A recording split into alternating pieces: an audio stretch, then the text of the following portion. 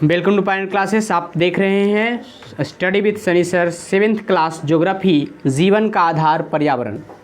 आशा है कि आप इस पाठ को पढ़ चुके होंगे, इसके कीवर्ड निकाल चुके होंगे, इसका मेमोरी में बना चुके होंगे तथा इसके नोट्स भी आपके पास होंगे।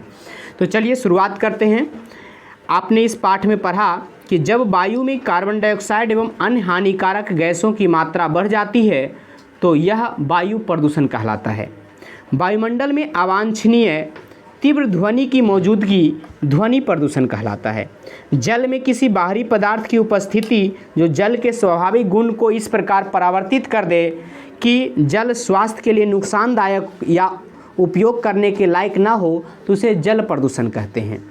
सोस डॉल्फिन को राष्ट्रीय जलीय जीव घोषित किया गया है। डॉल्फिन गंगा नदी में पाया जाता है। डॉल्फिन गंगा नदी की सफाई का प्राकृतिक स्रोत माना जाता है। वातावरण में कार्बन डाइऑक्साइड की मात्रा काफ़ी अधिक बढ़ रही है, जिसके कारण वायुमंडल का तापमान भी लगातार बढ़ रहा है। वायुमंडल का तापमान बढ़ने से पृथ्वी गर्म हो रही है। इसे भूमंडलीय तापन ग्लोबल वार्मिंग कहते हैं। पर्यावरण में प्रदूषण के प्रकार: वायु प्रदूषण, ध्वनि प्रदूषण, जल प्रदूषण और भूमि प्रदूषण। आगे आपका अभ्यास पाठ्य पुस्तक के प्रश्न। तो पहला प्रश्न है, जल प्रदूषण हो रहा है तो किस कारण से? तो पानी में दूषित पदार्थ मिलने से। नदी तालाब के पानी की शुद्धता हो जाती है मछलियों द्वारा।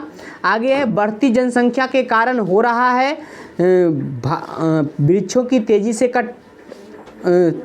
से कटाव, भवनों का निर्माण, ये सभी। आगे है, पर्यावरण संरक्षण के लिए किया जाना चाहिए तो खूब पौधे लगाना चाहिए, गंदे जल का उचित निकासन करना चाहिए, गाड़ियों को कम उपयोग करना चाहिए। आगे, खाली जगह को भरें तो कार्बन डाइऑक्साइड गैस वायु प्रदूषण पैदा करता है। ध्वनि की तीव्रता को डेसिबल में मापा जाता है और डॉल्फिन को संरक्षित राष्ट्रीय जलीय जीव घोषित किया गया है। आगे है आपका प्रश्न कि वृक्षों की संख्या वृद्धि के लिए आप क्या क्या कर सकते हैं? तो आप उत्तर लिखिएगा। वृक्षों की संख्या वृद्धि के लिए हम वृक्षारोपण कार्यक्रम में हिस्सा लेंगे। इसके अतिरिक्त अपने घर के गमले में फूल और अन्य छोटे आकार के पौधे लगाएंगे। इसमें तुलसी, गेंदा, चमेली, मनी प्लांट, गुलाब आदि के पौधे प्रमुख रूप से होंगे। ठीक, हम तो कहेंगे कि टमाटर, बैगन और मिर्चा लगाएं, ज़्यादा फायदेमंद होगा। ठीक है, हम ना तो वृक्ष काटेंगे और ना ही इसे किसी को काटने देंगे। पशुओं से रक्षा के लिए हम वृक्षों की घेराबंदी कर देंगे। आगे है, नदियों के जल को स्वच्छ बनाने के लिए आप क्या क्या कर सकते हैं? तो आप उत्तर लिखेंगे कि नदियों को जल को स्वच्छ बनाने के लिए हम घरों, फैक्ट्रियों आदि से निकलने वाले गंदे जल को नदियों में बहने देने से रोकने हेतु सामूहिक प्रयास करेंगे। हम व्यक्तिगत तौर पर मृत पशुओं को नदी के जल में बहाने आदि से रोकेंगे। इस काम के लिए हम एक संगठन बनाएंगे और सतत निगरानी का काम भी करेंगे। आगे है, उन क्रियाकलापों की सूची बनाइए जिनमें पर्यावरण को नुकसान पहुंचता है। तो आप उत्तर लिखेंगे, पर्यावरण को नुकसान पहुंचाने वाले क्रियाकलापों की सूची: गाड़ियों से निकलने वाला धुआं, गाड़ियों के हॉर्न की तेज आवाज़, लाउडस्पीकर की आवाज़, गंदा पानी का नदी जल में बहना, फैक्ट्री के गंदे जल का गंगा आदि नदी में बहाव, नाली के पानी का सड़क पर फैलना, पॉलीथीन का उपयोग, वृक्षों की अंधाधुंध कटाई और फैक्ट्रियों और ईंट भट्टों की चिमनियों से निकलने वाले धुएं।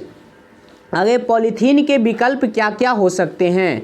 तो आपका उत्तर होगा, जूट के बने थैले, सूती कपड़े के बने झोले, रद्दी कागज के ठोंगे आदि पॉलीथीन के विकल्प हो सकते हैं। आगे, पता कीजिए कितने घरों का बेकार पानी बाहर गली या सड़क पर गिरता है तथा कितने घरों का पानी सोखता गड्ढे से गिरता है। तो आप उत्तर लिखेंगे, पता करने के उपरांत हमने पाया कि केवल 3 घरों का बेकार पानी बाहर गली या सड़क पर गिरता है तथा बाकी 25 घरों का पानी सोखता गड्ढे में गिरता है। शहर एवं ग्रामीण पर्यावरण में क्या अंतर है दिखाई पड़ते हैं? तो ग्रामीण पर्यावरण के लक्षण: हरे भरे खेत, बाग बगीचे, आकाश में उड़ती चिड़ियाँ, खिले फूल, तालाब में तैरते बत्तख, शुद्ध एवं खुली हवा, घरों में बड़ा आंगन तथा लोगों के विनम्र बोली एवं व्यवहार, ये सभी हमें ग्रामीण पर्यावरण में देखने को मिलते हैं। शहरी पर्यावरण के लक्षण: धुआं उगलती फैक्ट्रियों की चिमनियाँ, बड़ी बड़ी सजी दुकानें, सरपट भागते स्कूटर, छोटी बड़ी गाड़ियों की कतारें, इन गाड़ियों से निकले धुएं, गाड़ियों का शोर, हॉर्न की तेज कर्कश आवाज़, लोगों को भीड़, स्वच्छ हवा की कमी, ये सभी हमें शहरी पर्यावरण में देखने को मिलते हैं। शहरी पर्यावरण दमघोंटू होता है। आगे, प्रदूषण के क्या कारण हैं, इनका हमारे जीवन पर क्या प्रभाव पड़ता है। प्रदूषण के निम्नलिखित कारण हैं: आवश्यक संख्या में पेड़ पौधे की कमी, पॉलीथीन का उपयोग, खनिज तेल चालित वाहनों का प्रयोग, गंदे पानी की उपस्थिति, अवांछित तीव्र ध्वनि की मौजूदगी और वायु में हानिकारक गैसों की मात्रा का बढ़ जाना आदि। आगे है, उपयुक्त प्रदूषण के कारणों का बुरा प्रभाव हमारे जीवन पर पड़ता है। प्रदूषण के बुरे प्रभाव के परिणाम स्वरूप ही वायु प्रदूषण, ध्वनि प्रदूषण और जल प्रदूषण का प्रकोप हमें झेलना पड़ता है। जहां वायु प्रदूषण से श्वास रोग होता है, वहीं ध्वनि प्रदूषण से कान की बीमारी होती है, जिनमें बहरापन भी शामिल है। जल प्रदूषण से पेट से संबंधित कई बीमारियां होती है, जिनमें डायरिया, कृमि रोग आदि शामिल है। आगे आपका हम ग्लोबल वार्मिंग को कैसे कम कर सकते हैं, तो हम ग्लोबल वार्मिंग को निम्न तरीके अपनाकर कम कर सकते हैं। पेड़ पौधों की संख्या बढ़ाकर, पेड़ पौधों की अंधाधुंध कटाई पर रोक लगाकर, फ्रिज, एसी, जनरेटर, बिजली के बल्ब आदि का अनुचित उपयोग रोककर, वायुमंडल में कार्बन डाइऑक्साइड की मात्रा को कम करके। आगे, उन कार्यों की सूची बनाएं जिनके द्वारा आप बिजली, मिट्टी एवं वन का संरक्षण कर सकते हैं। तो बिजली का संरक्षण, CFL बल्ब जलाएंगे, आवश्यकता होने पर ही बल्ब जलाएंगे और घर से बाहर निकलने से पूर्व बिजली के सभी उपकरण को बंद कर देंगे। एसी, गीजर, हीटर एवं मिक्सी का उचित उपयोग करेंगे। आगे है मिट्टी का संरक्षण, खेत में कोई न कोई फसल लगाए रहेंगे। खेत जोतने के उपरांत उसमें समतल करके उसे पाटा चलाएंगे। खेत की मेड़ को ऊंचा और मजबूत बनाएंगे, इससे पानी खेत से बाहर नहीं जा पाए, और खेत के मेड़ पर तेज हवा के झोंकों को रोकने हेतु छोटे छोटे पेड़ लगाएंगे।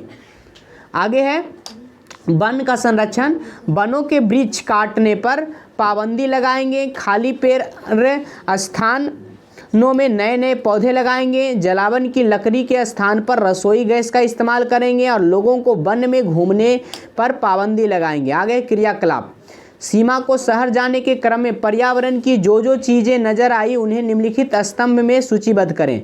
मानव निर्मित पर्यावरण, तो बड़े मकान, कूड़ा कचरा, नाला नाली, हरे भरे खेत, बाग बगीचे, खिले फूल, बस, ऑटो रिक्शा, सजी दुकान, गाड़ियों का धुआं और गाड़ियों का हॉर्न। तथा प्राकृतिक पर्यावरण, कार्बन डाइऑक्साइड, वायुमंडल, सूर्य की किरणें, उड़ती चिड़ियाँ, ठंडी हवा, धूप, गंगा नदी का किनारा, सोस डॉल्फिन की उपस्थिति और गर्मी।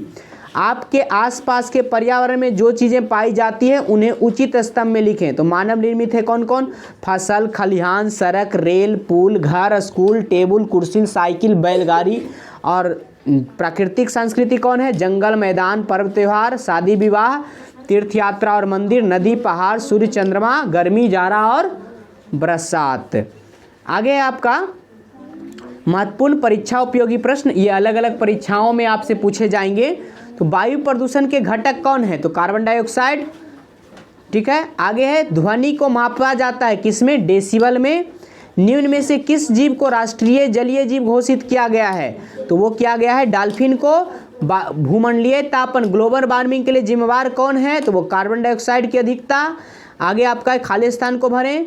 तो वायु प्रदूषण प्रायः लाउड स्पीकर, डीजे, वाहनों के शोर से उत्पन्न होता है। आगे है प्राकृतिक, ये ध्वनि प्रदूषण होना चाहिए, ध्वनि प्रदूषण, ठीक है। प्राकृतिक पर्यावरण को स्वार्थवश हम धीरे धीरे नष्ट करते जा रहे हैं। तालाब में मछलियां पाल दी जाती है ताकि मच्छरों की संख्या को कम हो और पानी साफ हो जाए। तालाबों में सिंघाड़ा और मखाना की खेती कर लाभ कमाया जा सकता है। आगे वातावरण में कार्बन डाइऑक्साइड की मात्रा काफ़ी अधिक बढ़ रही है। तो इस प्रकार से यह पाठ आपका समाप्त हुआ। आशा है कि आप इस चैप्टर को आप ध्यानपूर्वक पढ़े होंगे, सुने होंगे और आप जाकर इसके क्वेश्चन आंसर जरूर बनाइएगा। गुड लक, फिर मिलेंगे अगले